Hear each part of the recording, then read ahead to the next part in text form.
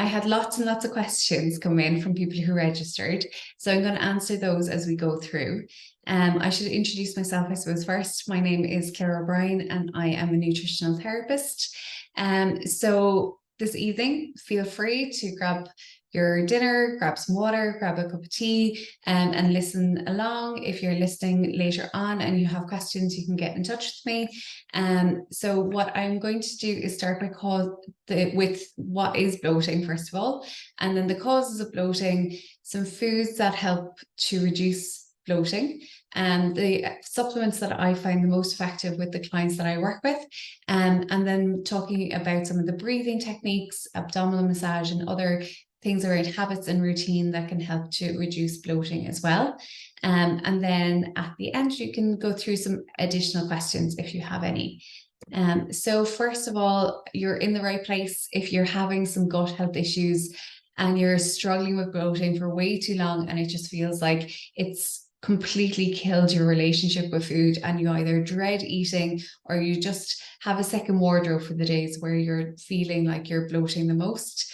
If you're worried that your health means that you have an additional reason for the bloat, so if you think that maybe there's an underlying cause that you haven't quite tracked down, if you're fed up of trying to hide your stomach and you feel like you look 5 months pregnant every time you go into a flare, or if you're just looking for ways to stop bloating without food restriction because you're sick of your limited diet and you just want to get into a place where you're enjoying food and being able to relax around food again. So during this webinar, I'll be looking at the causes of bloating, how to beat the bloat, and to increase your energy. If you don't know me, if you haven't spoken to me before, I'm a nutritional therapist. I'm also a certified coach and a breath worker. And I bring all of those things together into the work that I do. So when I work with people, we look at their food and their health history, but I also bring in kind of more of that coaching aspect and breath work as needed. So you'll find me at Honest Goodness Nutrition on Instagram or honestgoodness.ie. So why is it important? I suppose you know exactly why it's so important. There has been so much of life is around food, so much of our culture, so much of what we do, how we reward ourselves, what our history, like in our family, things that make us feel good, things that make us come together with friends, is all around food. And if you can't enjoy food, then that can limit what you do on a daily basis. It can limit your dating life, it can limit your social life, and you might even avoid Christmas dinner. It can make you avoid eating all day long at work. It can mean that you're skipping meals all day and just sipping water and waiting till you get home to eat, or you can feel very self-conscious or just very frustrated that you've been doing all the things that are all the good things that everybody keeps recommending to you or you keep seeing online and you're just not getting anywhere. So first of all, let's talk about bloating. So bloating is the sensation of trapped gas, whereas distension is that increase in abdominal girth. So that's the heavy feeling where you feel like it's extended and that everybody thinks you look pregnant or that people are watching you, that kind of fear. But the bloating is that sense of trapped gas and that pain that maybe you get in your back or that you just really want to expel gas. So bloating and distension are rarely, independent of each other. If you have one, you typically have the other as well. And then just looking at our digestive system, it's very complex. And so the causes of bloating can be very complex. And if you've got poor motility in that your food is moving too slowly or too quickly through your digestive system, that causes a lot of bloating and discomfort. You'll also see that it starts with your nose and smelling your food, your mouth producing saliva, making sure that you can break it down with your teeth, dissolving your food with your saliva because there's enzymes in your saliva. Also it kills off bugs that can otherwise get to your stomach. So if you eat really quickly and you don't chew, that can become a problem because your stomach doesn't have teeth. And if you're on medication that reduces down your stomach acid as well, that can cause bigger problems, because if you're not chewing and then it's going directly into your stomach, it's much harder for your intestines to then work through it. Your liver and your gallbladder and your pancreas all play massive roles in your ability to digest food as well, because they produce bile. And without bile flow, you can't really move stool, you can't move food through your digestion. Your pancreas is responsible for the pancreatic enzymes, or your digestive enzymes. And then all the way through your colon and your intestines, you're absorbing different nutrients and making different nutrients. So if you have inflammation in that lower part of your digestive system, you're going to end up with things like bloating and gas, but you're also going to feel very inflamed, maybe run down, low in energy, brain fog, low B12, low vitamin D, all of those things that just make you feel achy and sore, like things just aren't really going very well in your digestive system. And a lot of people feel like, you know, their ability to concentrate is gone, or they get a lot of headaches because of it.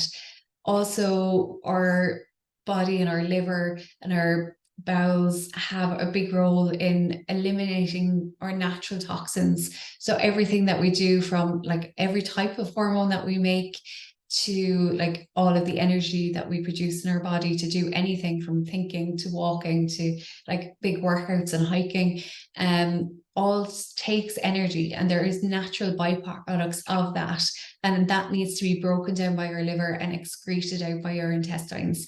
And if we don't break down those foods very well, it can clog up those intestines as well, and then we end up with constipation, or we end up with diarrhea, and that causes problems with those like byproducts, and that can give us lots of pain and headaches and stuff as well. So we can feel just a level of toxicity.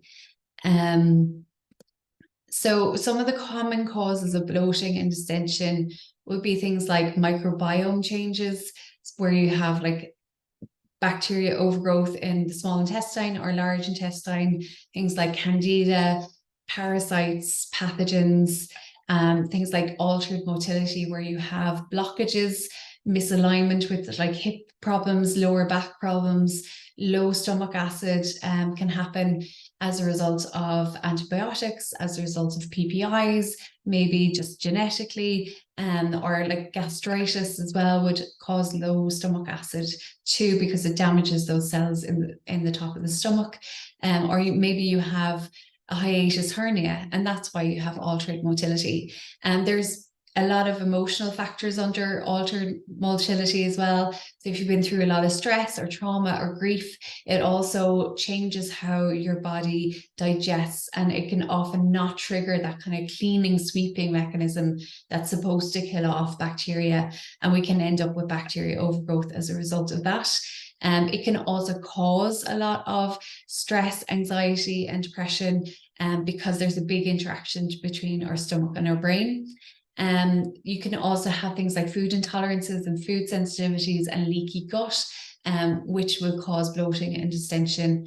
And then hormones as well, for everything from a slow thyroid is a slow digestive system.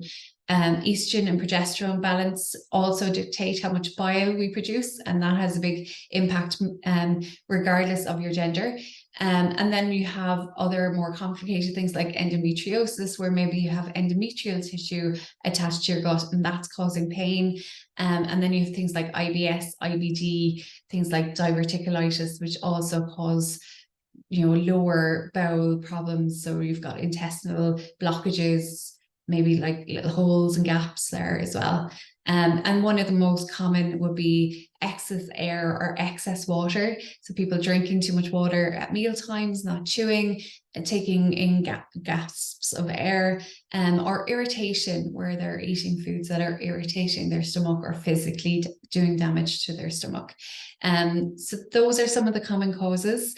There was a lot of questions around this actually, so just give me 1 second and I am going to flip to those questions. And if you have any other questions, pop them in the chat as well, so that I can answer them for you.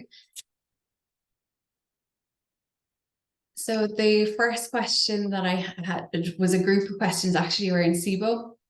So there was questions about when to test for SIBO.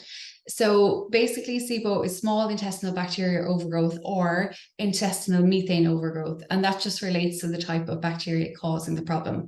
But typically it causes a lot of constipation or diarrhea, pain in your stomach, particularly pain under your ribs and on your right hand side, or mid back pain, and usually would come with like nausea or headaches as well. It doesn't go away without treatment. It doesn't go away with over-the-counter treatment. It doesn't go away taking Nexium or any other PPIs. It lingers. So you can have SIBO for years and years and years, and it won't show up on a colonoscopy either. It might show up as gas in the system, but it will not show up as a bacteria overgrowth because they're not testing for that. So the only way to diagnose SIBO is through a breath test, and that it is like through someone like Gastrolife in Ireland. You can see it on a stool test as well. So for methane positive intestinal methane overgrowth, you can see that on a stool test. But if you want antibiotic treatment for SIBO, it has to be a breath test, and no other way is considered to be valid.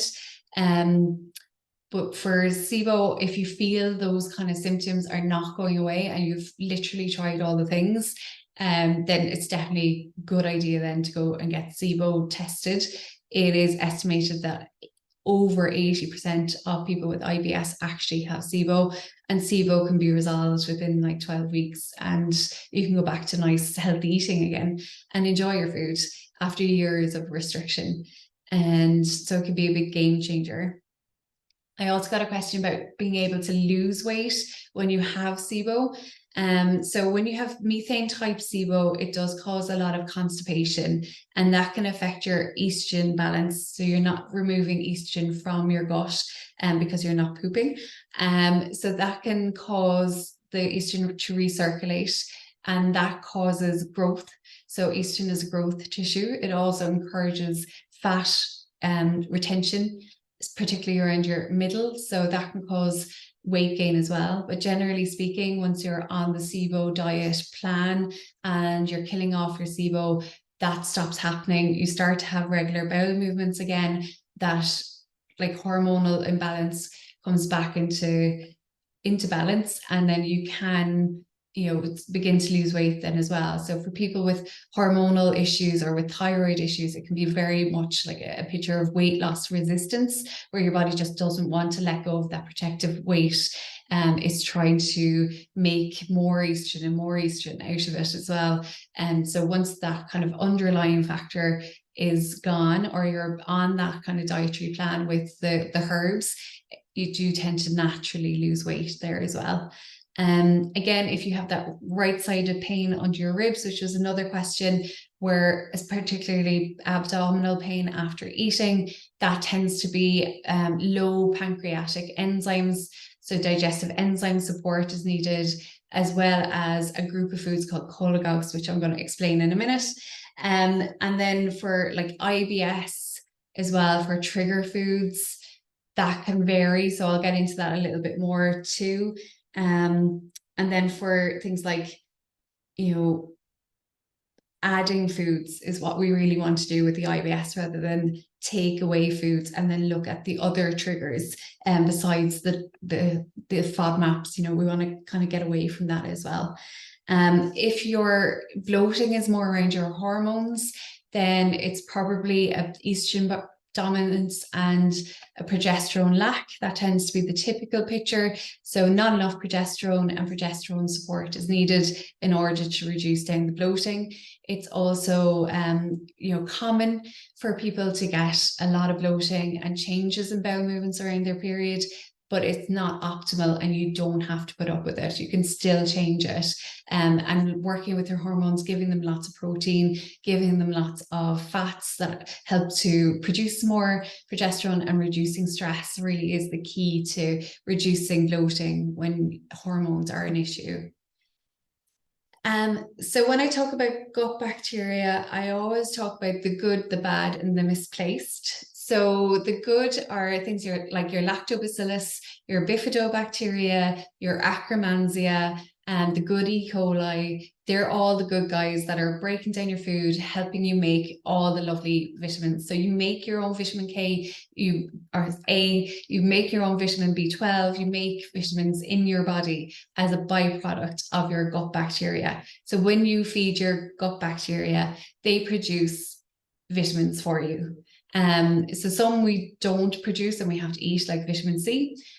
Some we do produce, and we just want to feed our healthy bacteria so that they make those, and we have loads of energy and we feel great. So it's a really symbiotic relationship.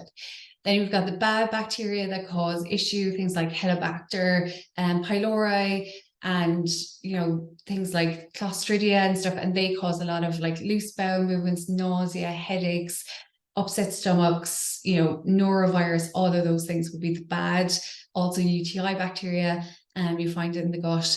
And then you've got the misplaced, which would be like the SIBO bacteria, which are perfectly nice bacteria. They're just hanging around in the wrong place, or there just is a little bit too much of them. So when you're thinking about bacteria, think about it being like, different colonies working together for the common good. And if you've got like bad guys, you need to like weed them out. So like you would in your garden, and you don't want to mix your like apple trees with your cabbages, for example. So misplaced. So think of it either in terms of like colonies, or think of it in terms of gardening. You really want to weed out the bad guys for a good, healthy digestion. So foods that help bloating, I've broken these into groups of foods because there's a lot of them. So the first would be like digestive enzyme rich foods. So when you think of those, think of things like pineapple, mangoes, papayas. Anything that is tropical tends to be good for digestive enzymes. So that includes kiwis as well, apples and pears to a lesser extent. But they're all really good for breaking down food. So proteins are easily broken down by pineapple. There's amylase in it. So they work together. So different digestive enzymes do different things. People who are lactose intolerant can take lactase enzymes, and that helps them break down lactose so that they can digest milk, for example. So if you're struggling with that like pain on your right side, or feeling distended after meals or tired after meals, it's probably digestive enzymes that you need to break down the food. Fennel would also be a good digestive enzyme. There's a group of food called cholagogues that help with liver production or bioproduction from the liver and gallbladder. And they're also the really nice foods, the turmeric, the ginger, the garlic, leafy greens, all of those like really, really nice things. And also the therapeutic foods like the barberry, so berberine, if you're kind of on a SIBO or gut bacteria rebalancer. Berberine would be a cholagogue. Dandelion, which is really good for your liver, would be another cholagogue. Also things like rosemary and thyme, aloe vera, they would all be cholagogues. Then you have soluble and insoluble fiber. So depending on whether you want to bulk out and slow down your stool, so if you have loose bowel movements, you want soluble fiber. And then if you have constipation, you want a lot of insoluble fiber that helps to push the stool through your digestion so that you can go really easily without straining. So soluble and insoluble balance is really important as well. So you might go for more one than the other to begin with, but once things get back on track, you want both. And psyllium husk is the only food that really contains both, and that is really easy to add into your day. So soluble would be things like your leafy greens, lentils, beans, nuts and seeds. And insoluble fiber would be more the kind of grains, whole grains, so like different types of food for different function. And then some people who have really poor motility and would have constipation can sometimes get diarrhea as well. So like a mix of the two is really what we're going for. Water is one of the best ways to release bloating. So if you're dehydrated, you'll bloat. If you've been drinking alcohol, you'll bloat. If you're having too much water at dinner, then you'll bloat because you'll not have enough digestive enzymes. But if you're dehydrated the rest of the day, you won't have enough digestive enzymes to break things down. So water balance is really, really, really important. And things like coconut water naturally have electrolytes in them as well. So that's the cheapest electrolyte you can buy is coconut water. And then easy to digest and partially broken down foods when you are in a flare, if you are feeling bloated, things like smoothies and soups and slow cooked dinners and stews are the easiest thing for your body to break down at that stage, because it doesn't have as much work to do and it can just draw the water in. So if the water content is sorted, and then you have all of the nice cholagogues, you hopefully have some nice spices in there, and then you can have some fruit for dessert, and that will help to reduce down the bloating as well. Or have fruit smoothie, and that might get things moving again. So all herbs are good for bloating. So basil, coriander, dill, chives, they're all really good for bloating. They do different things, like rosemary and thyme are really good for candida related bloating or for bacterial imbalance. Yellow and orange spices, again, like turmeric, ginger, and coriander, all of those, garlic and everything, they're all really, really good for bloating. Leafy greens are a really good source of both soluble and insoluble fiber. Orange and yellow foods are anti-inflammatory and they calm everything down. So that's really good for bloating. Fennel tea, nettle tea, dandelion tea also help your liver, help your digestion. So fennel tea helps to produce digestive enzymes if you have it before dinner. It also helps you to create more after dinner if you drink it after dinner. It's a really good thing to have in a restaurant after dinner. It will really help you to break things down. Almonds are a really good natural source of a thing called betaine, which helps the lining of your gut, which helps your digestive function. So food just slips on through and doesn't cause any damage. And so almonds would be the biggest source of betaine. You can also buy betaine supplements, but almonds, chewing them will give you a huge boost of betaine as well. And then just making sure that you have enough protein and fat in your diet. So if it's a really carby diet, or you're eating on the go a lot, or you find that you've had sandwiches or bread like for a couple of meals in a day or a week when you're traveling, for example, just upping the protein and the good fat count can help to reduce the bloat as well. And then supplements. So I'm just going to do a quick pause and see if there's any questions. If you have a question, you can put up your hand in the reactions and I can see it, or I can come back to the chat in a sec. So the supplement, there's loads of supplements. There is an absolute and utter multi-billion-dollar industry in supplements. Amazon are selling you supplements. There's a supplement company all over the place in Ireland. There is health food shops everywhere and they have a huge assortment, and there's supplements in Super Value, there's supplements in Tesco, there's supplements in health food shops, there's supplements online, there's big supplement companies on TikTok advertising, and I get questions about supplements all the time. And there's very rare ones that I can kind of, recommend to everybody and go, these are safe. But I've made a list of the ones that I think are the safest and that won't cause anybody any harm.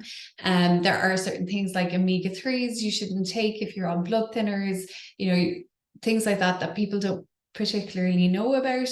And there's also things like DIM in a lot of anti-bloat stuff, or milk thistle in anti-bloat stuff. And if you're on any other medication, it makes it work through your liver faster, and that's not a good thing. So if you're on the pill and you're also taking milk thistle and DIM, then your pill is not going to be effective. If you're on heart medication, it can interfere with that. If you're on antidepressants, it can mean that you need a higher dose because it's just suddenly not working anymore. So just be really careful about the supplement content as well before you start taking it. It's best to ask somebody in the shop. If you're going to a good health food shop, the person behind the counter will generally speaking know their stuff. If you're taking a PPI like omeprazole or Nexium or Pantoflux or any of those, do not take slippery elm. It is not suitable. It is contraindicated. They're working against each other. But you can take marshmallow, you can take L-glutamine, and you can take aloe vera to help rebuild that mucosal lining and help with the integrity of your digestive system so that you don't have the impact of the burning or like any problems with your esophagus, but just don't take slippery elm. So these are the supplements that I would recommend. So if you have leaky gut, your gut is not leaky all day long every day. It's leaky some of the time, but we do want to close up those gaps. And there is a supplement called GI Nutra that is capsules or powder that contains digestive enzymes. It contains lactobacillus and bifido probiotics. It has L-glutamine in it. It has selenium, zinc, and magnesium in it for digestion. And it's just generally all around really good. If you have IBS, if you have reflux, if you have leaky gut, it's a great supplement. If you have Candida or SIBO, I would go for things like Candidex, SIBO from NutriAdvance, or Candistat, or berberine, or garlic, or lots of other things. So it depends on what kind of SIBO you have, or if you have intestinal methane overgrowth instead, it's going to be much more specific to what you need. But generally speaking, if it's a thrush issue, go for Candex SIBO or Candistat, and then take the BioCult Candida. It has garlic and grapeseed extract in it, as well as the probiotics to help kill off the thrush. If you're going through a period of die-off with SIBO or thrush and you feel awful and achy and you've got that like die-off flu, or if you have loads of gas, or if you have an infection, like you have a bacteria overgrowth that isn't SIBO related, then go for activated charcoal, or there's a product called Wind Away in Boots and Holland Barrett that's about €8. That's really, really good for that. So like if you have trapped gas, it's really good. And then there on the other end, there's Toxiprevent, which is more expensive. It's more around the €30 mark, but it's brilliant if you have like toxins, if you have SIBO, like it's a really, really good product. So if you're don't really want to go down the antimicrobials too much, or if you're taking something like rifaximin for SIBO, which is an antibiotic, then you can also take Toxiprevent with that. Or if you have something like diverticulitis or IBD, Toxiprevent can also help you there. So that's really good. If you have really loose bowel movements or diarrhea, then the probiotic Saccharomyces boulardii is your good friend. There will be times with general gut problems like IBS flares where you need different types of probiotics as well. So I really like the Advanced Probiotics Biome. They're a practitioner only one, so you can get them on Pure and Natural .ie or a few other places. But they're really, really good specific strains that are really well researched and really tested. So they do ones for IBS, for acne, for eczema, really, really nice range. Another one would be Garden of Life Mood, which is a combination of all the strains you need when you're fighting SIBO and IBS, plus ashwagandha for relaxation and mood support. BioCult or OptiBac are really good products as well, and they're really, really cheap compared to some of the more well marketed probiotics out there. They like OptiBac every day, OptiBac, Saccharomyces boulardii, BioCult for migraine, BioCult for Candida, or like for thrush. Really, really, really nice products with really good strains that are live and work. If you have constipation, there's a good chance you shouldn't be taking a probiotic at all. So you'd be better off with things like whole linseed soaked in prune juice and then drink it. Lepicol in water. Caracol is a papaya enzyme. You can get it in sachets from NutriAdvance. It's brilliant. I know a lot of people who've constipation long term, and we're really relying on Senna products, and they've been taken off the market through the whole of Europe and the UK. So Carousel is a really good alternative product. And then there's Oxytec, which is a really, really brilliant product as well for relieving constipation. If you're suffering with digestive enzymes, there's loads of digestive enzymes in the market, like Quest do a nice one, Buddha's Choice do a nice one. But I really like Pure Encapsulations because there's no additives and there's no fillers and there's nothing in the capsule itself that's going to irritate your gut. And sometimes people are very reactive. So Pure Encapsulations Ultra, or if you need extra acid support and you're not taking any omeprazole or Nexium or any of those products, then you might want to go with the HCl and betaine one. So they're the supplements I do recommend. Okay, so I'm going to take a little bit of a pause and come out of full screen mode to see if I can see if there's any questions there. Don't see anybody with their hands up or anything. I'm going to go back. And I promise I'm going to slow down a bit now because I just wanted to give all that information first. But this is the big thing when it comes to our gut and our brain fog and how it affects us in everyday life. So our brain and our gut are like extremely connected. There is a nerve called the 10th cranial nerve or the vagus nerve or the vagal nerve, and that connects our brain to our gut and has little pieces coming off it, little fibers, little like detectors that attach to all of the organs in our body, that attach everywhere, all the way down to our rectum, that feedback information to our brain. And a lot of people think that, you know, they go into the doctors and they get asked, maybe they're just a bit anxious. But actually it tends to start in the gut and then go to the brain rather than the other way around. So you become anxious and forgetful and brain foggy and feel maybe like you have ADHD, which a lot of people do say to me, but actually it's coming from your gut, because your gut is telling your brain all the time, I'm unhappy, there's something wrong, this is serious, listen to me, listen to me. And it gets louder and louder and frequent and more frequent and more frequent. And then the gut is kind of really, really shouting at your brain that there's something wrong. So your brain has to do something about it. So it starts to look for danger. And if it finds any danger, be that work stress, working out really hard, going for long runs, being scared of your email inbox, money worries, family drama, watching drama on TV, that is confirmation bias on behalf of your brain. So it goes, yeah, gut, you're right. She's running around the place all day long without eating. She lives in a hostile environment.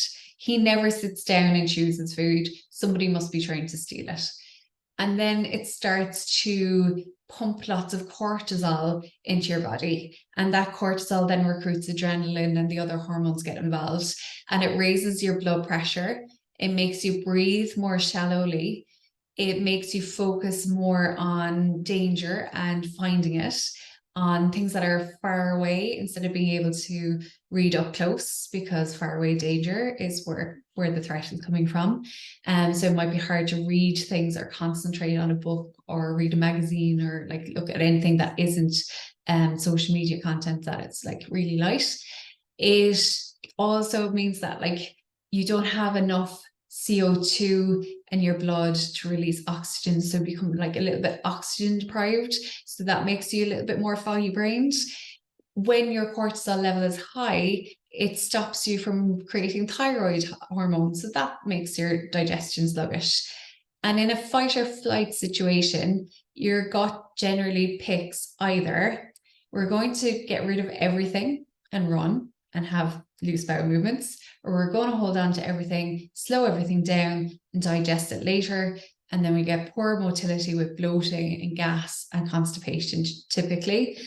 It also means that your muscles are getting like used way more, and you have a lot of tension. So you get a lot of tension in your body, in your neck, in your arms, and your legs, a lot of achiness, and you feel just kind of a little bit more inflamed and more prone to injury. And it also means that like all of this focus is going to your heart rate, to your muscle strength, to your ability to stay awake and focused, which means that you are tired all day and wired when you get into bed at night. So it has a huge impact on your brain. So we want to retrain your gut to calm down, and we want to retrain your brain to tell your gut to calm down. So we do that by chewing, eating mindfully and slowly, having water small bits at a time all the way through the day, showing your brain lovely, colorful plates of food, doing things like abdominal breathing, where you're not holding the breath, and doing things like abdominal massage.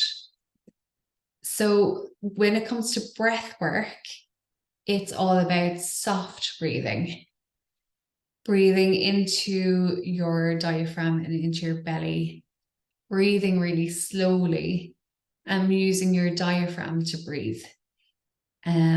So I am going to see if I can just come back to not screen sharing.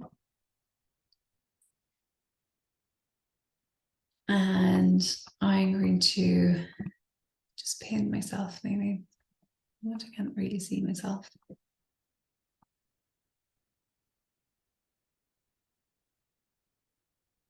So soft breathing is breathing in and out. So just breathing in and breathing out.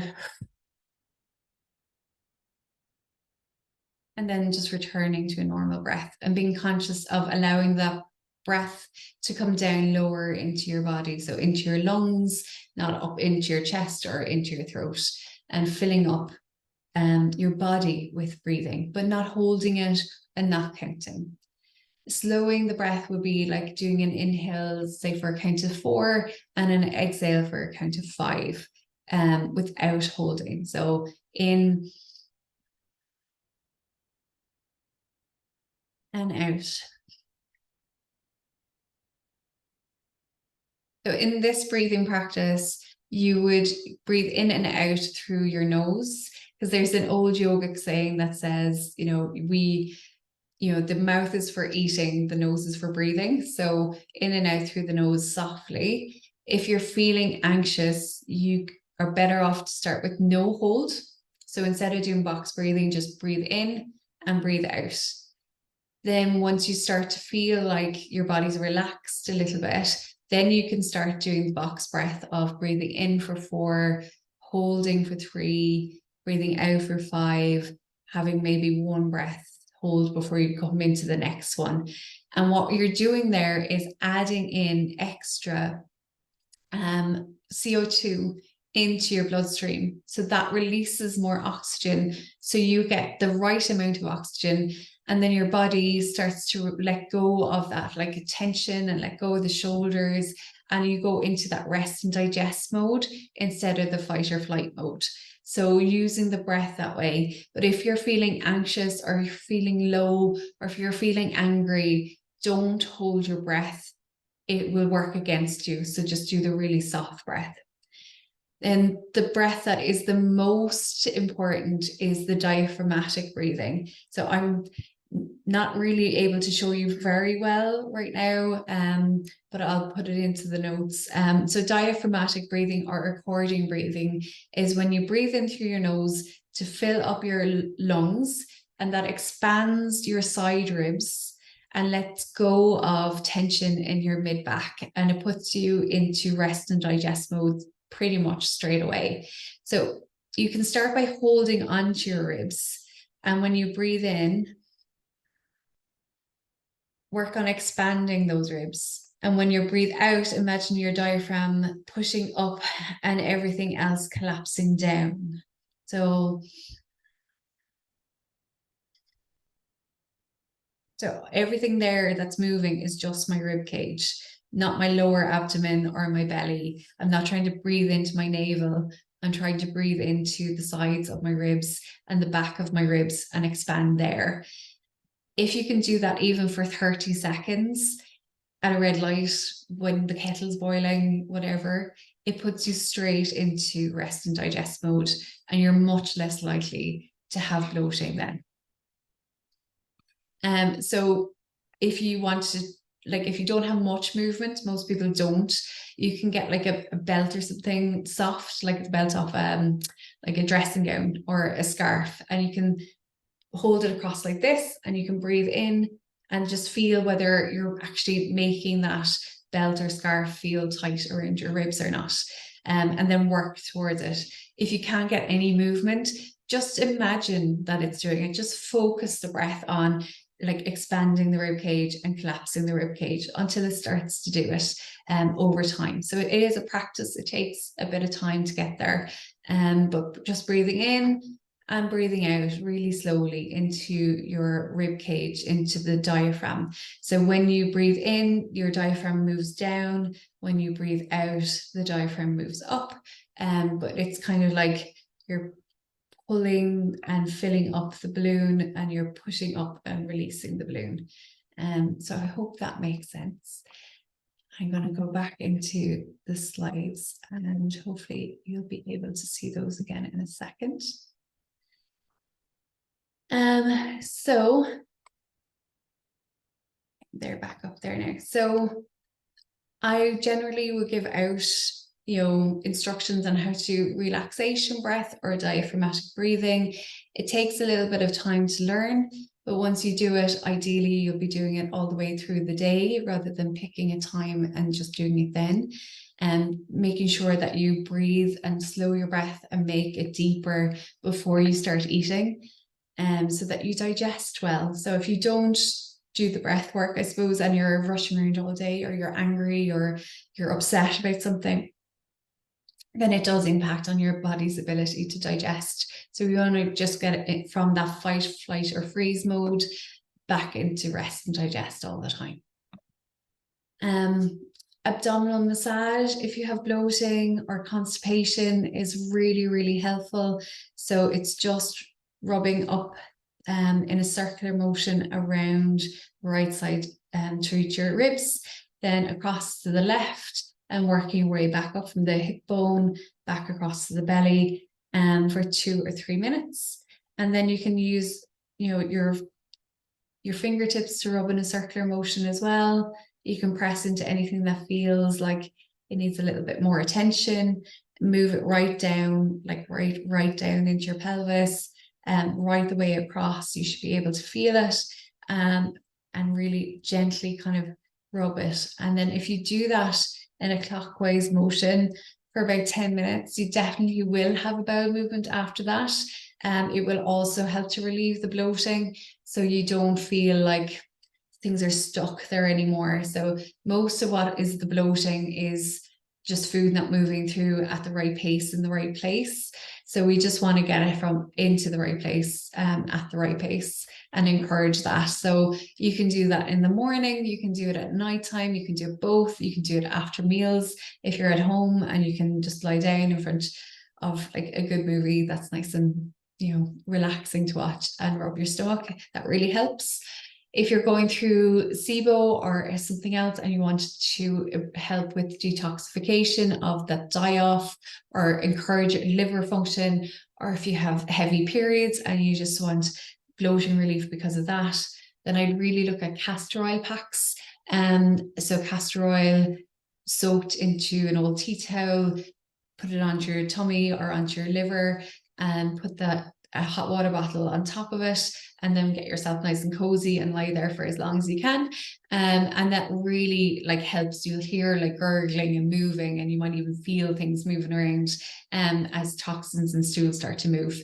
And it really, really, really helps with period pain as well. So definitely castor oil packs would be another one. So finally, putting the pieces together. So once you know what's going on and you've done your testing, or if you know what's going on in terms of your allergens, you have a good diet, I would encourage people to more so stick with the Mediterranean diet and like work with just removing whatever their real triggers are. So if it's garlic and onions, maybe you can have garlic, or you can have onions, but you can't have both in the same meal. Or if you have like issues with things like cow's milk or FODMAPs, that you're taking those out and you're not trying to reintroduce that at those stages. Sometimes with SIBO diet, it will be a bit more restrictive in different phases. So just sticking with like as much of the foods in the list that you can. If you have IBS or other issues, just trying to get enough protein, fats, and lots of like vegetables as possible, making sure that there isn't, too much processed food or ultra processed food in your diet. Prioritizing your lifestyle, so looking at like sleep quality, how you relax, how you connect with other humans, because that can have a huge negative impact on our digestion and our brain's perception of danger. And making sure that we're getting movement, so gentle exercise, stretching, swimming, yoga, hiking in nature, walking in nature, but just nothing too high intensity. If you're suffering from bloating, we don't want to get your brain to think you're back in fight or flight. Creativity is also really important, and a hugely neglected aspect of adult life is finding ways to be creative. Whatever creative looks like for you. It could be creative in your cooking, it could be creative in your organizing, it could be creative in how you do your makeup, it could be creative in putting clothes together, it can be creative in dance, in like music, in art, in pottery. Whatever way you get creative, make more space for it in your life, because when you're doing that, your gut is 100% in rest and digest. If you need support and putting building blocks in place, or like I would term it to be kind of like scaffolding. So we put the scaffolding in place with the right like motility support like ginger or artichoke, or the right antispasmodic like magnesiums, making sure you don't have deficiencies, looking at antimicrobials. If you're on that kind of, restrictive diet, making sure you get your food from other sources. So like using greens powders or multivitamins to temporarily make up the difference. Eating your pre and probiotics to feed those gut bacteria so they're creating vitamins for you, and that you're weeding the garden and you're adding in all of the lovely other organisms that make your gut microbiome really plentiful and bountiful. Like when you look at a wild flower garden and you see all the different colors and all the different types of flowers that are there, and how they all add different things, and different insects like different things, think of that as being like your gut microbiome. So you have your own gut soil, you have your own flowers there that are different strains of bacteria, and you want to be able to weed it and replant it and have it thrive and be really, really healthy.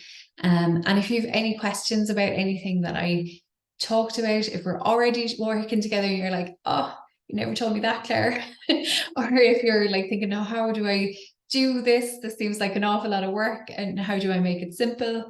You can always get in touch and ask questions. So that's part of my framework and part of what I talk my clients through on my programs. If you have questions for me, please